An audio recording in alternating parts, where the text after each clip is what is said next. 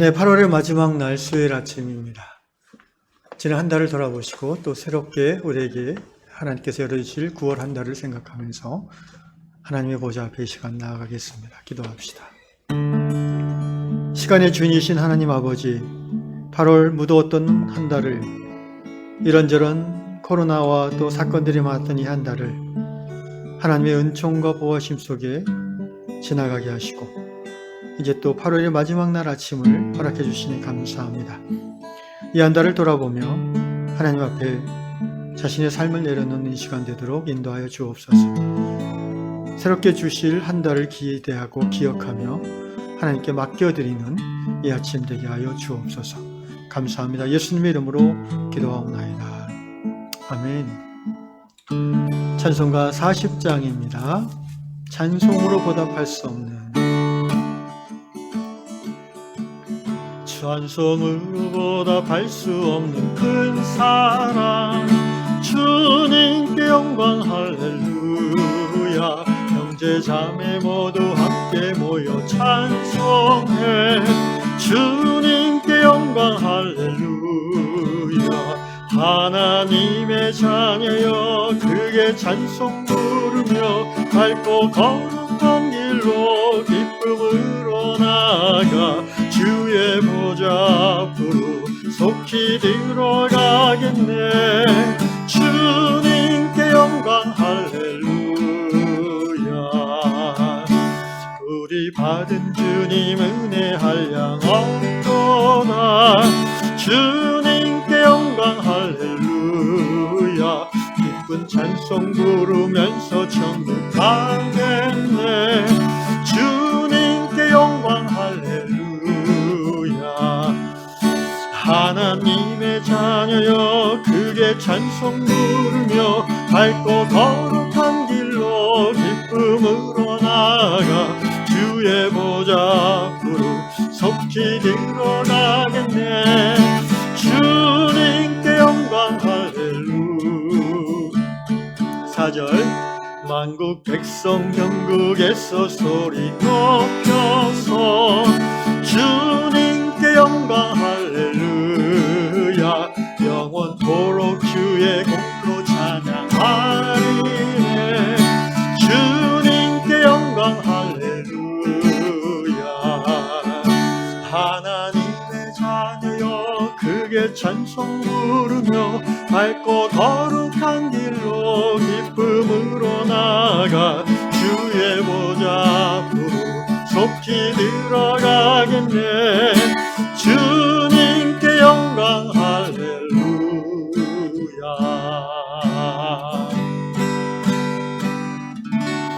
아멘. 네, 주님 감사합니다. 오늘 아침에 주시는 말씀은 요한복음 1장 12절과 13절 두 절을 읽겠습니다. 요한복음 1장 12절과 13절. 영접하는 자 곧 그 이름을 믿는 자들에게는 하나님의 자녀가 되는 권세를 주셨으니 이는 혈통으로나 육정으로나 사람의 뜻으로 나지 아니하고 오직 하나님께로부터 난 자들이니라. 아멘. 말레이시아 쿠알라룸푸르에 사는 레이라는 형제님의 기고 글입니다. 레이 형제는 필리핀 사람이에요. 근데 아마 직장 때문에 말레이시아에 와서 사는 것 같은데, 대학교 다닐 때 필리핀에서 레이 형제는 그 버스를 타고 이제 학교 왔다 갔다 하는데, 버스 안에서 자기가 다니는 대학교 학생들이 타면 개인적으로 몰라도 그 사람이 우리 학교네라고 알아봤다고 합니다. 뭔가 그 같은 대학교를 다닌다는 그런 어떤 정체성, 그런 색깔을 알아보는 것이죠. 저도 이 글을 읽으면서 옛날에 제가 이제 그 고려대학교를 다녔는데 그때 전철이나 버스에서 이렇게 뭐 교복이 있는 것도 아니잖아요, 대학생들은. 근데 이렇게 한 두세 명 얘기하는 거 보면은 좀 이렇게 느낌이 와요. 모르네. 쟤 우리 학교 갔다. 이런 느낌이 오는데 한 10번 중에 한 7번 정도는 물어보면 맞는 것 같아요. 그래서 그냥 처음 본 사람, 그 무리라도 그냥 같은 학교라는 동질감이 느껴져서 대화하는데 끼기도 하고 물어보기도 하고 그랬던 기억이 납니다. 레이 형제는 후에 이제 다른 나라 여러 인종이 모여 사는 대도시에 살게 됐는데 어느 날 쇼핑몰을 지나가는데 뒤에서 한 여자가 자기를 처음 보는 사람인데도 자기가 필리핀 사람이라고 생각하고 자기 고향 그 필리핀 말 따갈로라 그런가요? 하여튼 뭐 그런 말로 물어보는 거예요, 갑자기 형제한테. 그러니까 이 여자는 처음 보는 남자의 뒷모습만 보고도 우리 고향 사람, 필리핀 사람이라는 어떤 것을 확신을 가졌다는 거죠. 이런 일련의 사건들을 경험하면서 크리스찬인 이 레이 형제는 크리스찬이라는 정체성을 가진 사람들이 서로를 알아볼 수 있나? 이런 생각을 했던 것 같습니다.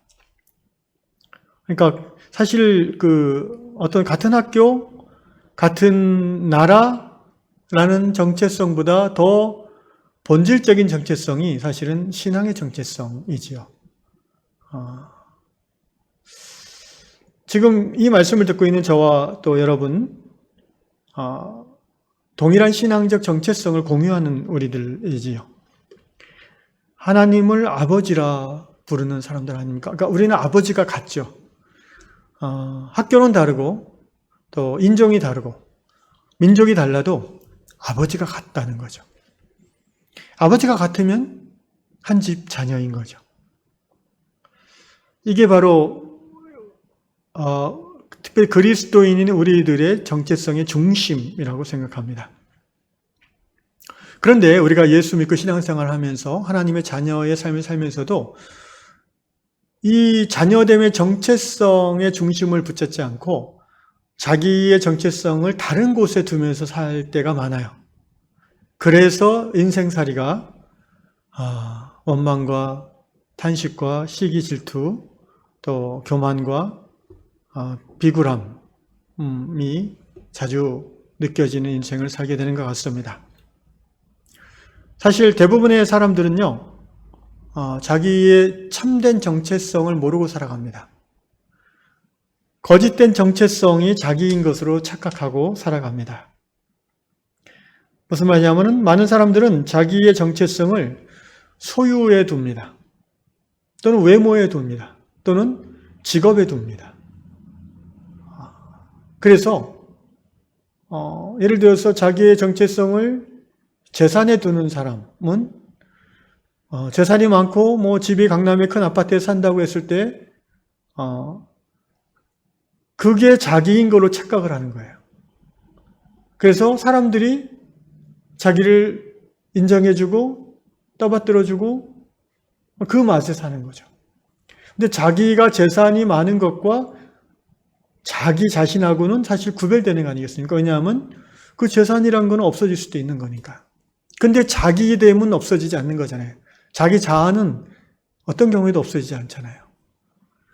그런데 많은 사람들은 자신의 정체성을 소유나 지위나 외모에 두기 때문에 대단히 교만해지든가 아니면 대단히 비굴해질 때가 많습니다.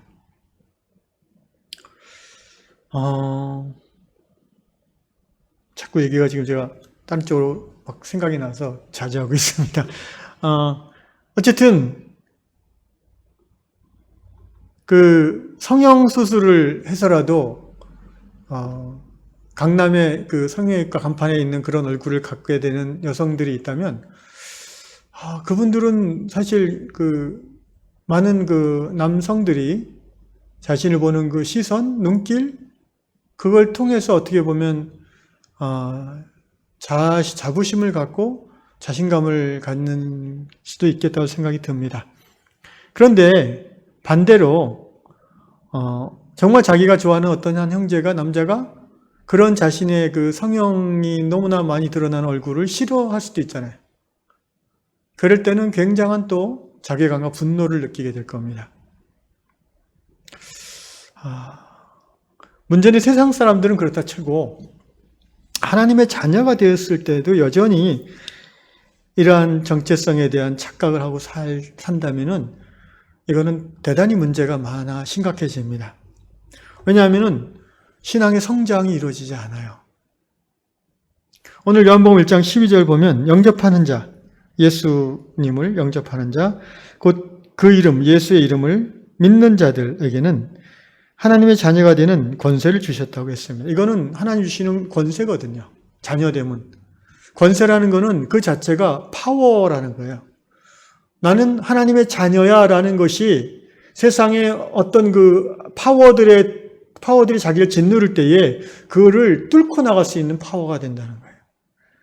내가 이 시대에 살면서 재산이 많지 않고 직업이 뭐 남들이 알아주지 않고 평범한 삶을 산다 할지라도 그것 때문에 세상의 문화와 가치에서 그 나에 대한 그 힘이 몰려요. 공격하는 힘이 올 거 아니에요. 나를 위축시키고 나를 물러서게 만드는. 근데 그때 그것을 뚫고 나갈 수 있는 파워가 바로 이 자녀됨의 권세라는 거죠. 나는 하나님의 자녀야 라는 이 자부심이죠.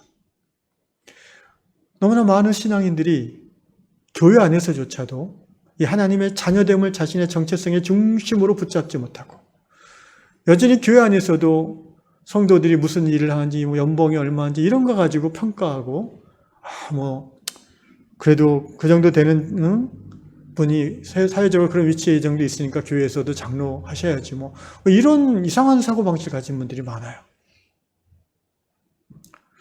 그렇지 않습니다.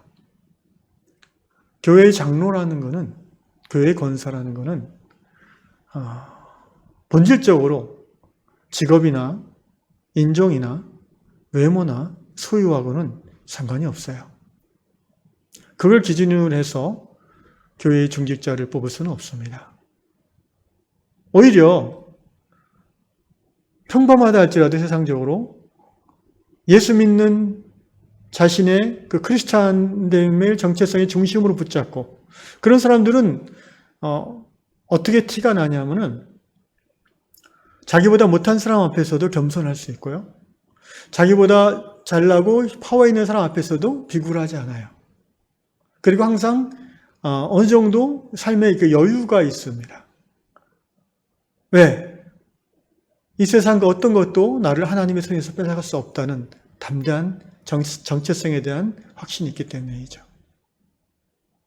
바로 이런 분들이 교회 안에서 섬김의 리더의 역할을 감당해야 되는 것입니다.